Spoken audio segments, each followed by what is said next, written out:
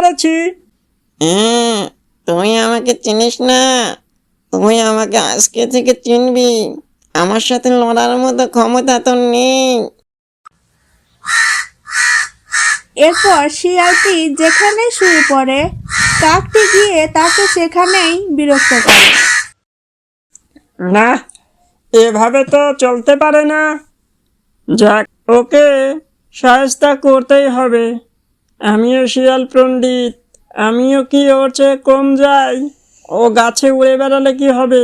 ওকে আমি ঠিক একটা উচিত জবাব দিয়েই দেব। ও কিভাবে এখানে বসবাস করে সেটা আজকে আমি দেখেই ছাড়বো। এরপর শিয়ালটি একটা বুদ্ধি করলো যে না, এভাবে আর থাকা যায় না। সে ভাবলো কাকটির বাসাটা খুঁজে পেতে হবে এবং সে কাকটির পিছু নিল। সে কাকটির পিছে পিছে যেতে যেতে